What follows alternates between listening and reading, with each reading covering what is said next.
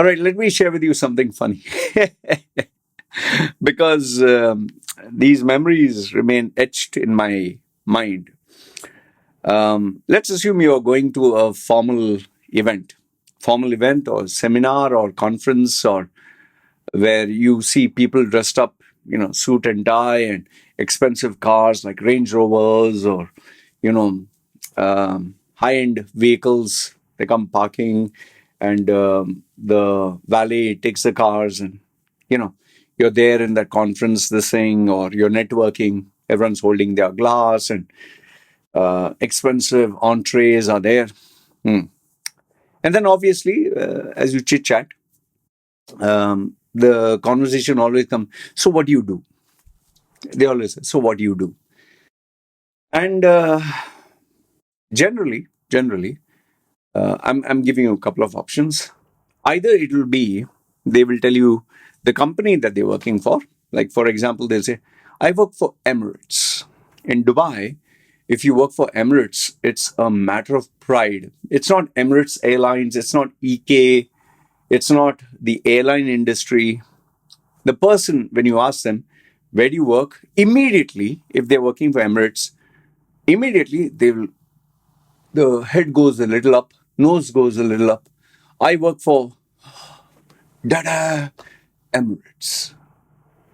Because it's a matter of pride. And if there was some background music, it would really blend in. So it's like, I work for Dada Emirates.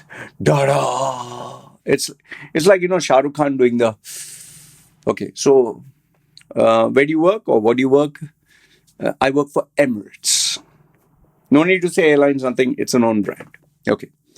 And you can see the same sense of pride if someone works for a Fortune 500 company or Fortune 100. Let's say I work for Tesla,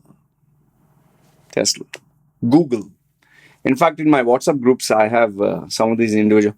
Oh, I work for some of them. They say Microsoft. I work for Google. I work for whatever name of the company. You'll not see them say the same if they're working for some Ram Kumar and Sons Limited company. No, they're not going to say, I work for Ram Kumar and Sons. Or you'll not get a guy who'll say, I work for Mohammad Al Yusuf Al Ibrahim Trading Company Limited. They'll never say that. If it's a global brand, a lot of pride. Okay. Like HP, Canon, those were the days. Apple. Okay. Not. By the way, in Thailand, there is, like Apple, there is an outlet called Banana. Just imagine asking, where do you work for? One guy says, I work for Apple. Another one, I work for Banana. Sounds nice. Okay. So that is one. Then you have the designation. Oh, I'm the CEO. I work as a director of operations. Oh, I head the MENA region, the Middle East. I head Northeast and Africa. So, wow. And then you also have the new age positions. Oh, I work with, I'm the what? I'm the chief architect, LinkedIn, chief architect of whatever. Very impressive sounding positions. And then you have people who take a lot of pride. Oh, I'm in the cryptocurrency industry. Cryptocurrency. In other words, Baba. Oh, I deal with Bitcoin. I deal with cryptocurrencies. I deal with the blockchain technology. I work with AI. So indirectly, what they're trying to tell you is, listen, you dumb fuck. You are a guy who, takes his buffalo out into the rice field. I'm your father. I'm sitting with Satya Nadella, Sundar Pichai, Elon Musk. We're talking of Doge. We're talking of Vivek Ramaswamy. He spoke to me the other day. Donald Trump just called me, man. The AI and blockchain and cryptocurrency and the X platform. And so very impressive. Now, I know. There's nothing wrong in, flaunting how big your balls are, so to speak. The bigger they are, the better you feel. And obviously, if you can afford a Range Rover, even if it's rental or a Bugatti or a Lamborghini, and you have the money and you're doing whatever, you deserve to brag. There are even these not so common career paths. I'm a Amazon FDA, or I make money online. I'm a what do you say, entrepreneur. Entrepreneur. That's a very common word with Indians. I'm a serial entrepreneur, or I'm a web based. I'm an online consultant, online coach, like me. Personal branding strategist. I used to brag about it. So all these are, and then you also have affiliations like, oh, I'm part of the BJP government. I'm part of Congress. I'm part of the. I've not heard this, but even though I've had clients, I'm part of the mafia, the hit squad. And then yes, you have wannabes. Wannabes. I'm a film actor. I'm in the media. I'm in the entertainment business. Okay, so it's not bad, and I think it's especially comedic when you have young students or freshers. Oh, I'm an entrepreneur, I'm a coach, I'm a consultant, I'm a AI,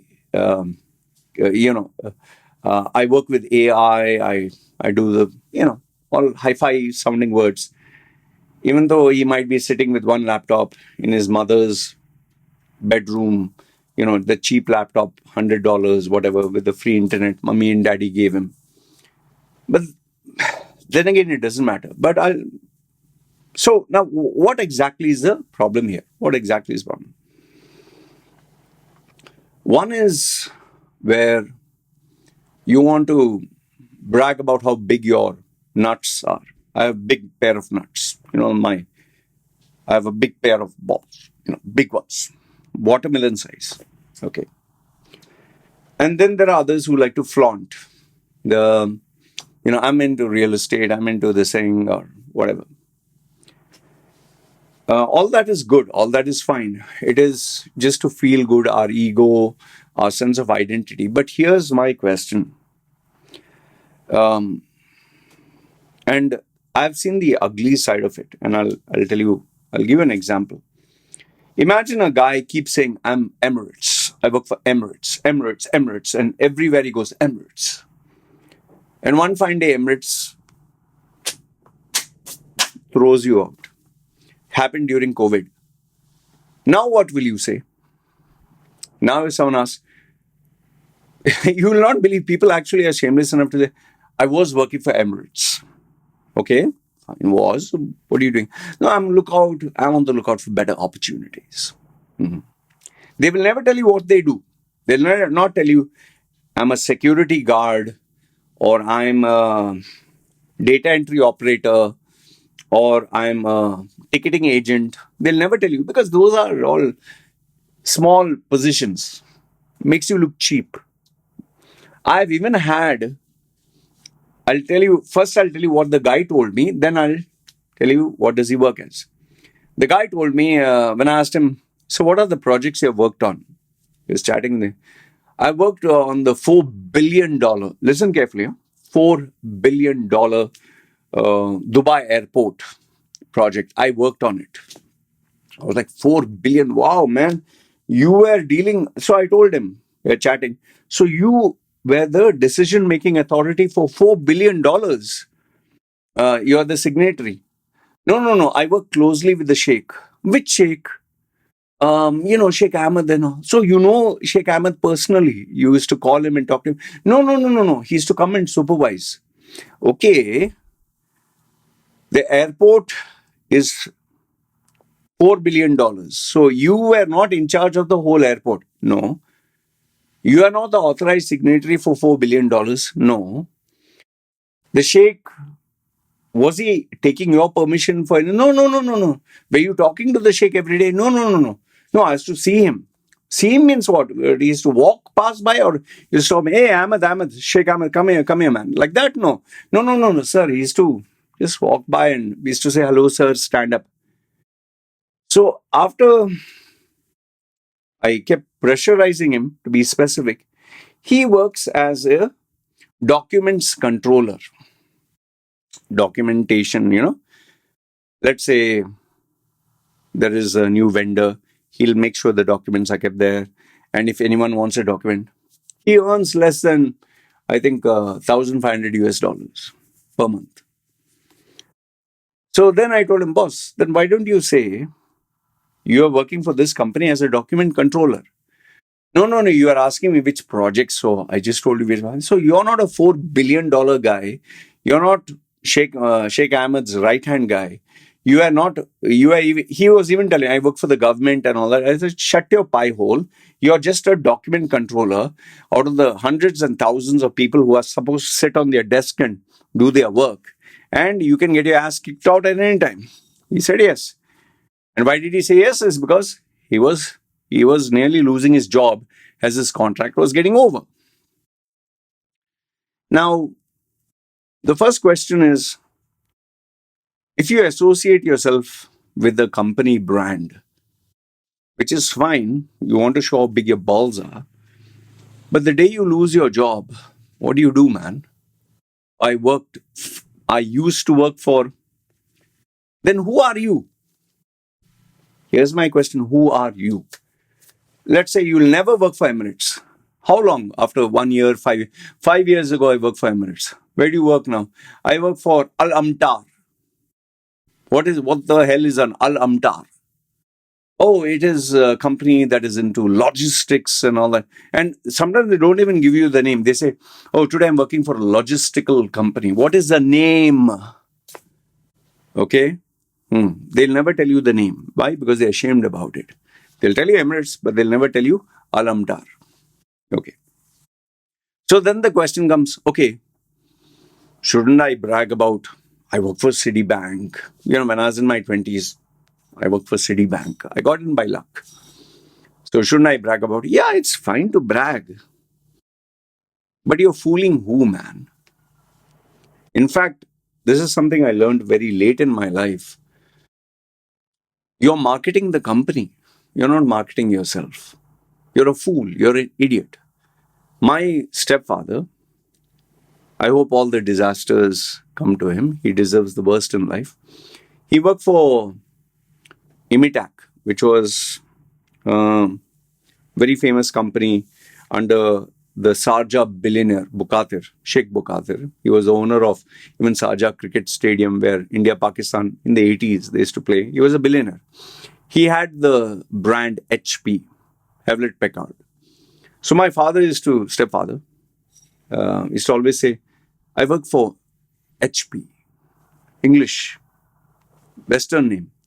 I work for, and if people would pressure HP directly, no, Imitac.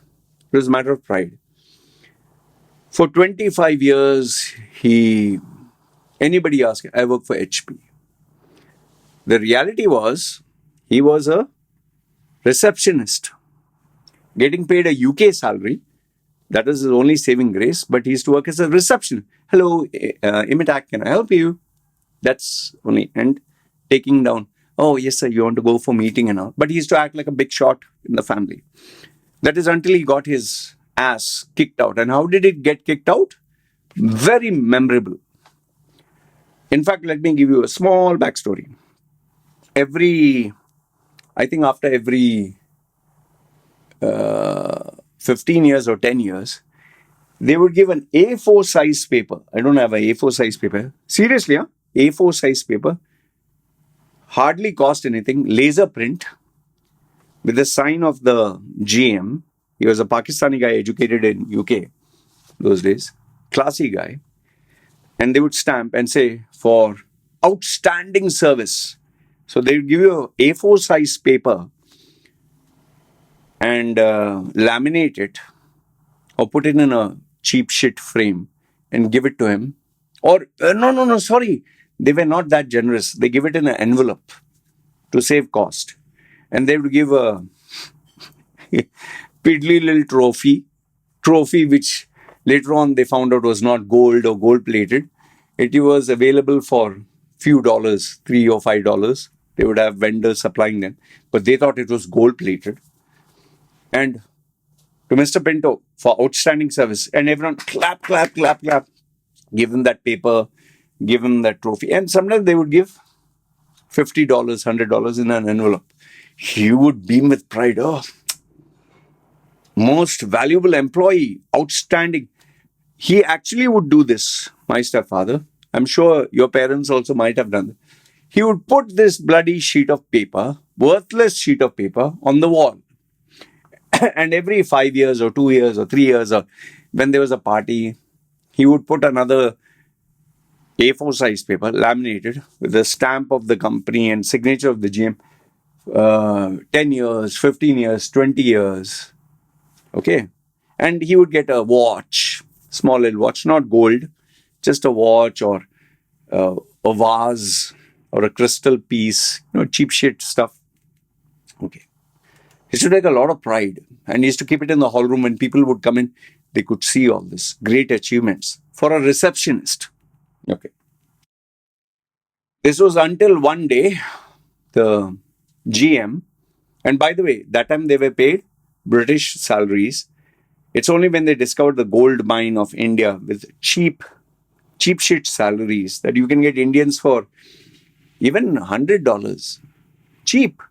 They were paying 1,500 US dollars, which was a Gora salary, white man salary.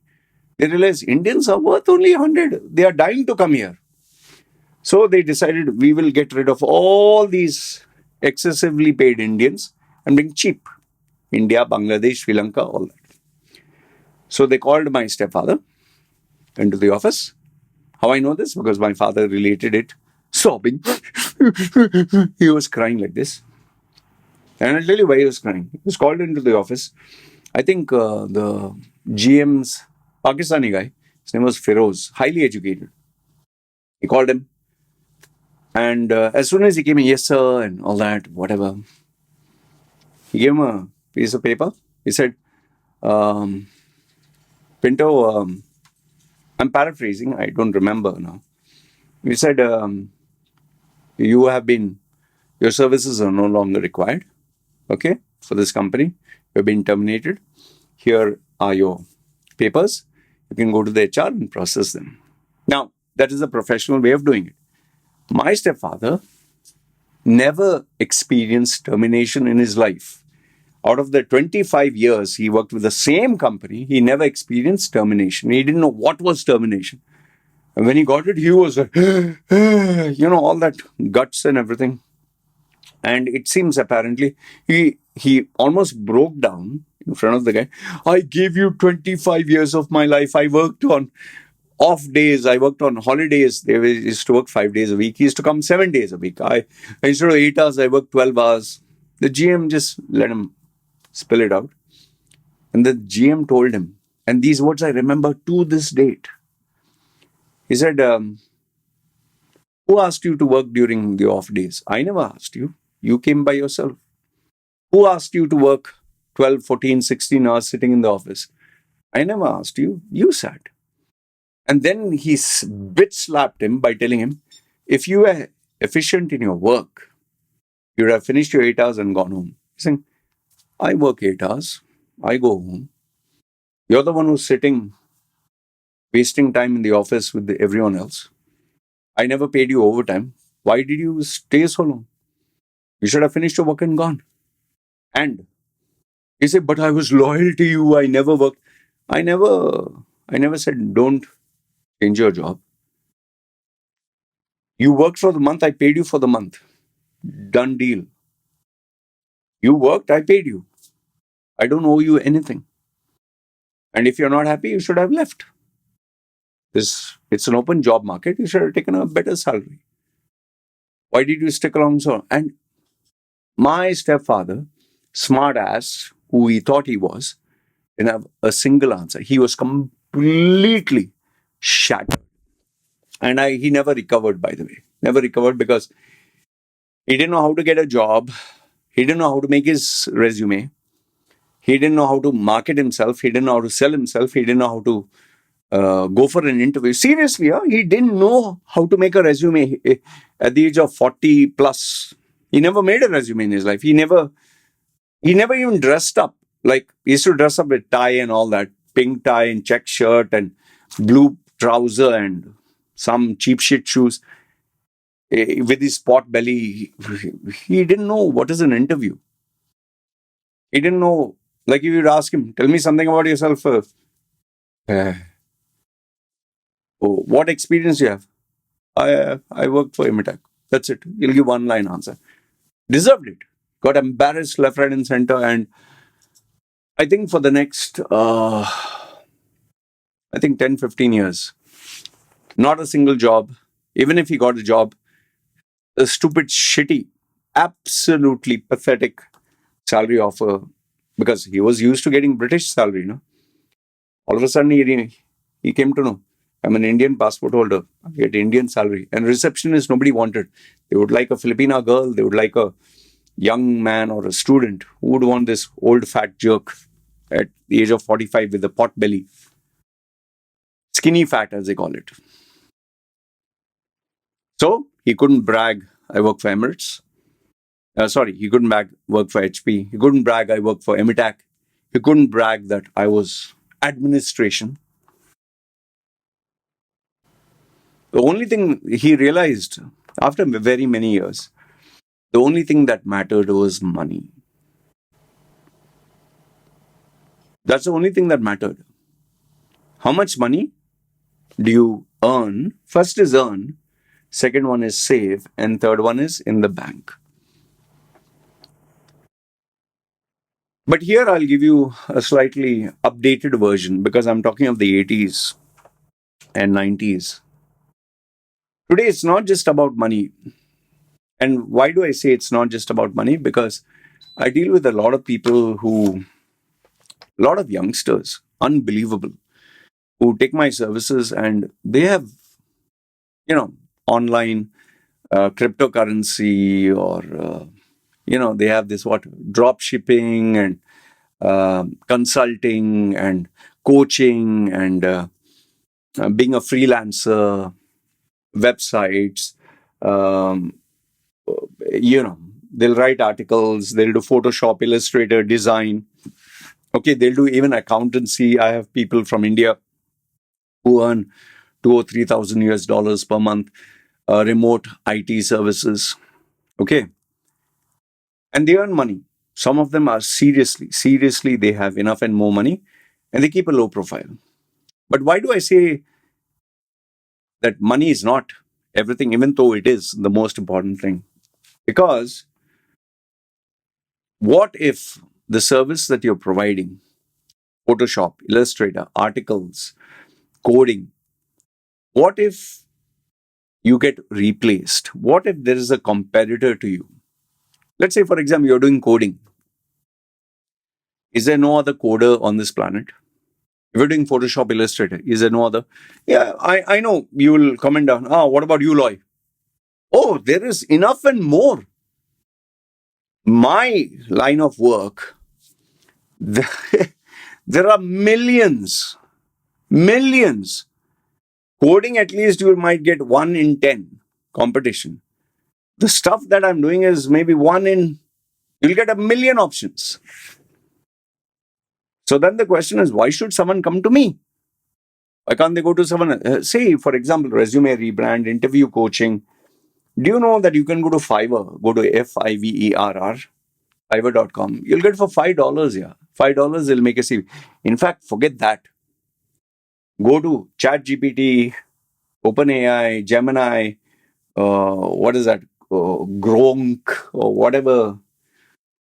Just put in the bloody job description. Put your CV. They'll give you a CV in seconds for free. You don't even need me. But then, if that is the case, have you asked yourself, how am I still surviving? What is the secret? My tattooed face? I'm so unique. This is where the most important part of this video comes in. See, there are hundreds of thousands of people who can do drop shipping, who can do investment advice, who can do stock market advice, who can give financial advice, who can do resume rebrand, interview coaching, life coaching, relationship coaching, legal advice. Every service on this planet has at least minimum 1,000 competitors. And if you go online and search, in 1 second, you'll find at least 10 to 20 immediate answers, sponsored or whatever. So then the question is, why should someone come to you? Is it you brag about like how big your balls are? Create a website, put your name, like how I have a website with my name. Oh, I'm so great. Oh, I've achieved. I studied in IIT, IIMs. I worked with Google. I worked with Microsoft. I worked with the Compaq. I worked with LG. I worked with Apple. And then I put photographs of seminars and people standing all around.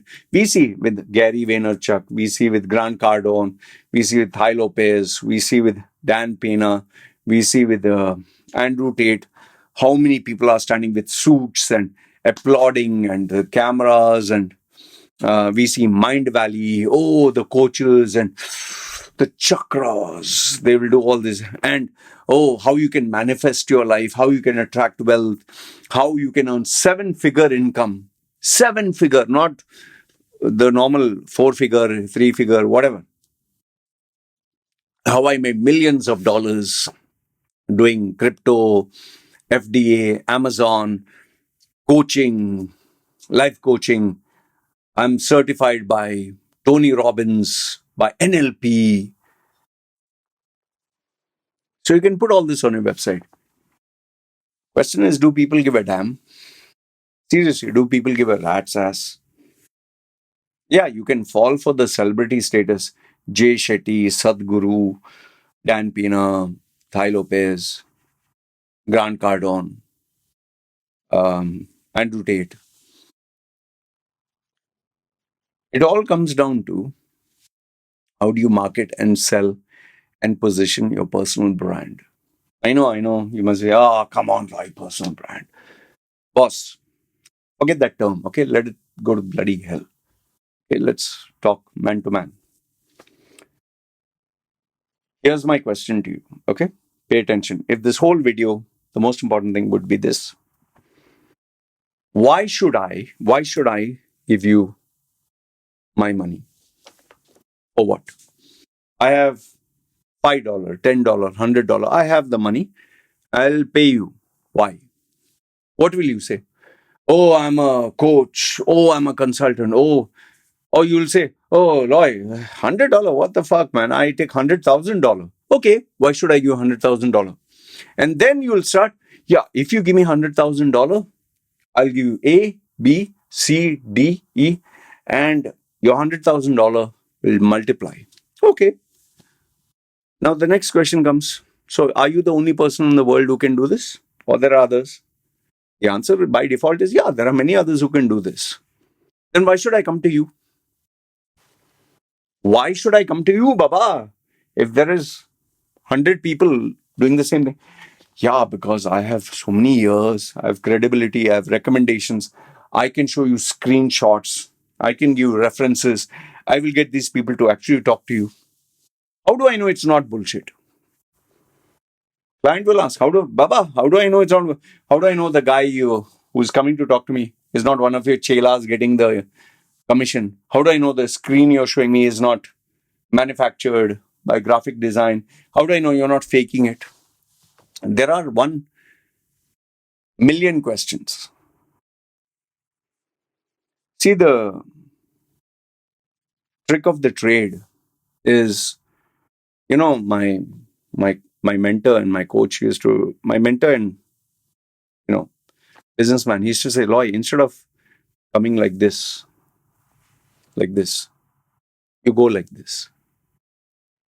What the difference is, one is you're begging for business. Hey, please come to me. This is my website. This is my clients. This is the results. These are my recommendations. Please, sir, here's my card. Here's my brochure. Sir, nicely designed, sir. Sir, I'll give you return. Sir, give me your money, please, sir. Please. You can either do it that way, or you can get people come to you. People should Google search, because that's the way it is today. Google, they search and they'll come to you. Now, why should they come to you? That only you know. I know why people should come to me. In fact, I don't even tell people why they should come to me. When if someone asks online, seriously, this is not a joke. You can try if you think I'm bullshitting. People ask me, why should I come to you? You know, what do I respond?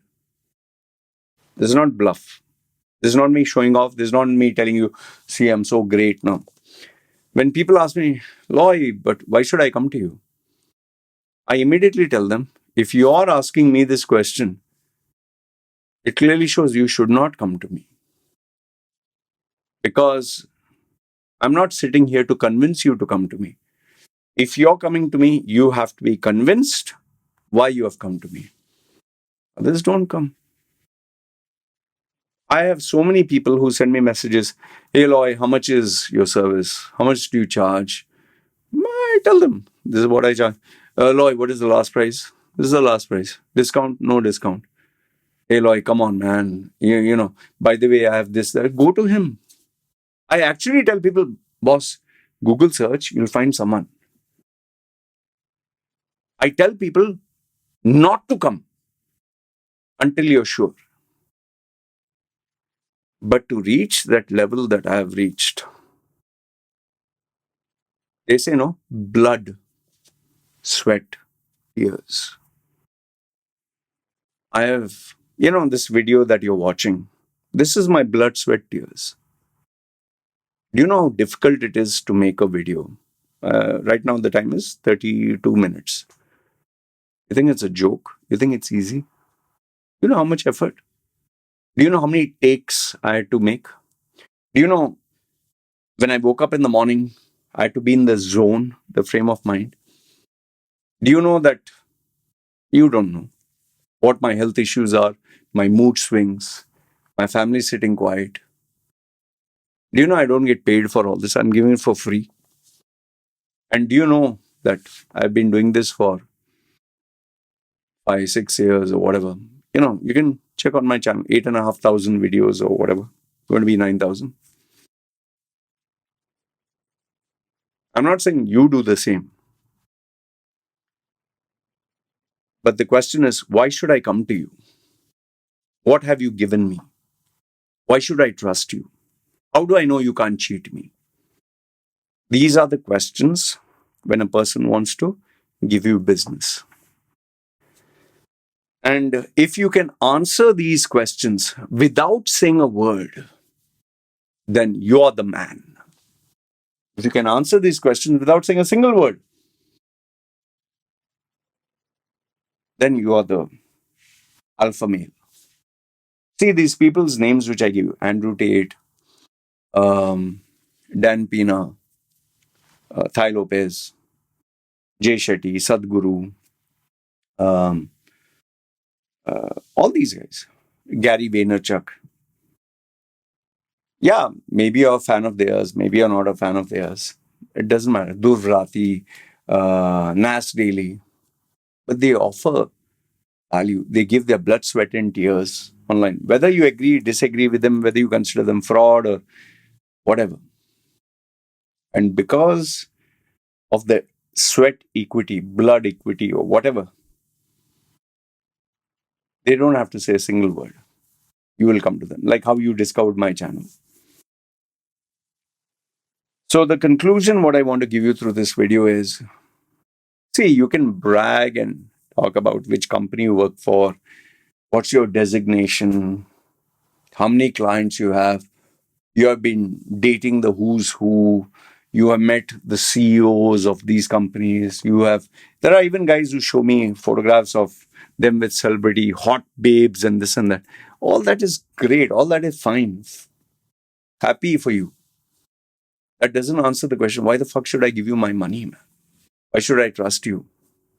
Why should I entrust you with, people, even for $1, they'll, oh, if I buy $1, here's a chocolate, but here's a chocolate with the free ice cream. Oh, here's a chocolate with the free ice cream and juice if I get the bonus. People, even $1, their brain goes crazy. In a day and age where even pennies matter, that is why people go to Amazon or Shopee or eBay and they'll compare same headphones, 20 guys. They will actually check how much is the price, how much is the shipping, how much is the tax. And sometimes there is 20, $30 difference. You'll ask yourself, why should I spend more or less? That is the day and age we live. Even when I buy a fridge, I'm planning to buy a washing machine. I'm going to check with every vendor. I've told my wife, I'm going to check online the same model and check 20, for example, 10 guys. Same model, why 10 different offers? And then I'll choose the best. So if it's the same product, think about it. If it's, let's say, for example, this is an iPad. If the iPad is sold by 5 guys, same iPad, same specs, original, whom would you go for and why? If you can, if your target market, your customer can answer that question and come to you, you're the man. You don't have to tell them which company you work for, what position you work for, what's your goddamn qualifications, who the fuck you are. How many people you think have asked me, what are your qualifications? What are your credentials? How many companies you work for? Who did you work for? Give me your resume. What is your designation? They'll do their own search. They know. Tattooed face. The Indians, very Indians. अरे उसका चेहरा देखे शक्ल देख normal. What an ugly face. Indian version, cheaper version of Mike Tyson or Timu version. Okay. A uneducated school dropout, dumb idiot, labor class guy. Look at the way he dresses. Oh, he has not worked for a multinational company. He lives in a bloody village. All these criticisms I get. All this criticism I get. People even say, Law, you're full of bullshit. You're lying. Not a single educated person. Forget CEO, forget IIMs, forget Harvard. Not even a labor class guy will come to you. Fine. Now, how do I make a living here? Oh, you con people, you cheat people. Okay. You're not my target market. It doesn't matter what you think. Because my target market is ready to pay me my rates based on my website. I don't have to say a single word. You want? Take it or leave it. If you can do this and you can do it consistently, hour after hour, minute after minute, hour after hour, day after day, week after week, month after month, year after year, you're the man. Otherwise, boss, you can brag about, I work for Emirates, I work for Microsoft, I'm the director, CEO, head of operations, head of this, tail of that. Oh, graduated from IIT, IIMs, Birla, Harvard. I know Elon Musk. I know Jeff Bezos. I know Prime Minister Modi. I met Donald Trump. Fantastic. But why should I give you my money? If you can answer that without having said a word, you're the man. And you will succeed and survive for the rest of your life. But if you can't, you better be worried. Seriously worried. Okay? And remember, if a guy like me with a face like this, with no education, No global multinational experience, no flair, no Lamborghini, no expensive house, no expensive this, no production team, just a normal heart to heart conversation can make a living, live a decent life. Of course, you can do much more. Only if you do it right. There's a strategy for everything. All right. Hope this video gave you some value. Good, bad, ugly. Feel free, comment down below. It's me signing off. You guys take care.